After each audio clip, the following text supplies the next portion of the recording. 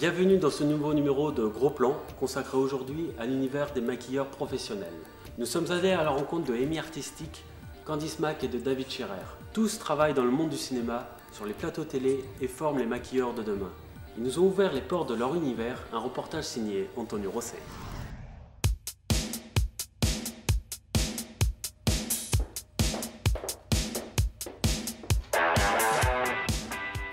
Voilà, donc je suis la gérante d'Amy Artistic en maquillage coiffure. Donc j'ai créé mon entreprise, cet institut de formation où je propose des formations courtes.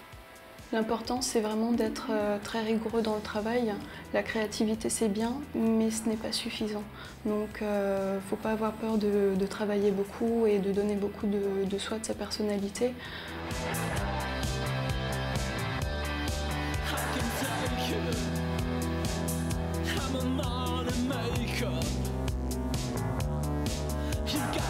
On tourne sur plusieurs semaines, voire des fois des mois entiers.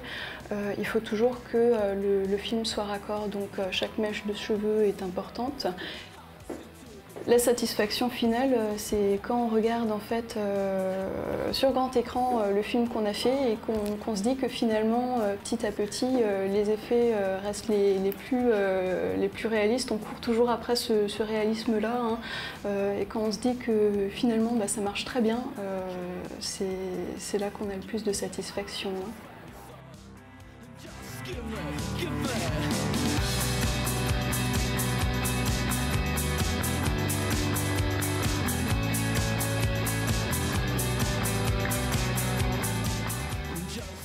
J'ai déjà commencé par un CAP esthétique, un CAP coiffure, donc j'étais déjà polyvalente sur ces deux-là avant de faire une école de maquillage bien spécifique chez Candice Mac.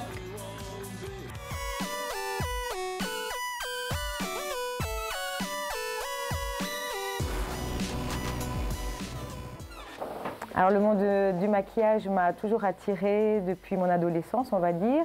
J'avais un côté un petit peu marginal où je m'en servais beaucoup. Et donc du coup, voilà, j'ai enchaîné sur des études et il n'y a pas d'école de maquillage sur l'est de la France. Donc en 99, j'ai décidé de créer la première.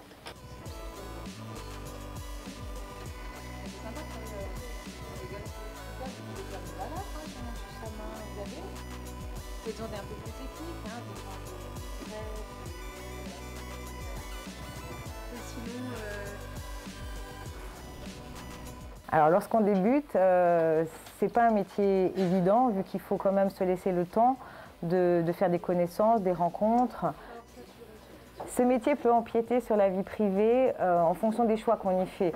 Si on est un peu en freelance, qu'on travaille sur des tournages, des théâtres, oui, dans ces cas-là, c'est 7 jours sur 7, ça peut être tout le temps. Après, on peut très bien travailler pour des marques ou dans des boutiques et là, ça devient avec des, plus horaires, on va dire, traditionnels.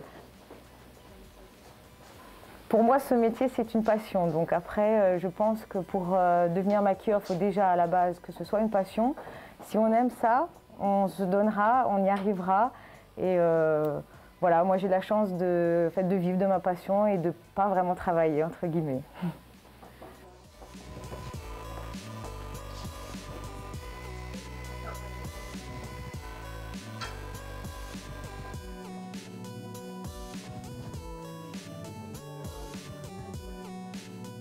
Alors j'ai 2 collaboratrices ici à l'école, Nathalie et Stéphanie, qui sont avec moi depuis une dizaine d'années, quasiment depuis le début.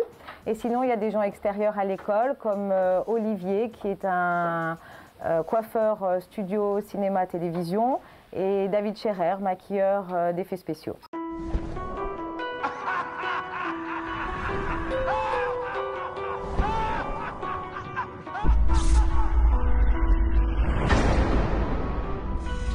Welcome to the theater, a place of enchantment. This looks real.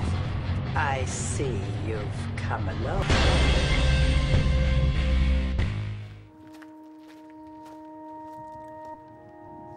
Un film, c'est un tout. Il y a le maquillage, oui, mais il y a aussi le comédien qui le porte, la façon dont c'est filmé, la façon dont les scènes à effets spéciaux sont montées, sont sonorisées.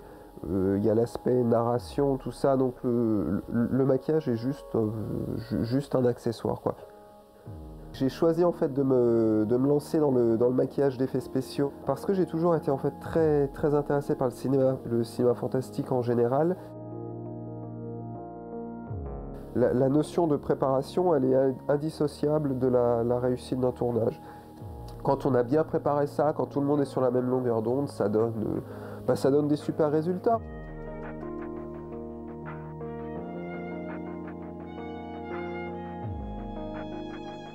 Le rythme de travail, en fait, quand tu commences une activité comme ça, il est très soutenu, il est très compliqué. C'est pas forcément toujours évident. Après, c'est une question de volonté. C'est bien de fabriquer des têtes, des monstres, des choses avec du sang, des faux cadavres, des créatures, des aliens. Tout ça, c'est très attractif au début. Un rythme de travail comme ça très soutenu, ça a forcément des conséquences sur la vie privée. Il faut voir ce qu'on est prêt, entre guillemets, à sacrifier, à accepter pour faire ce boulot. Et qu'il ne faut pas oublier des fois effectivement de avoir la chance de faire ce qu'on veut faire. Aujourd'hui, là, à notre époque, c'est quand même c'est exceptionnel. Donc, voilà. Voilà, ce numéro est maintenant terminé. La semaine prochaine, nous nous consacrerons au monde du doublage. Je recevrai Céline Monsara, la doubleuse officielle de Julia Roberts. Bonne soirée à tous.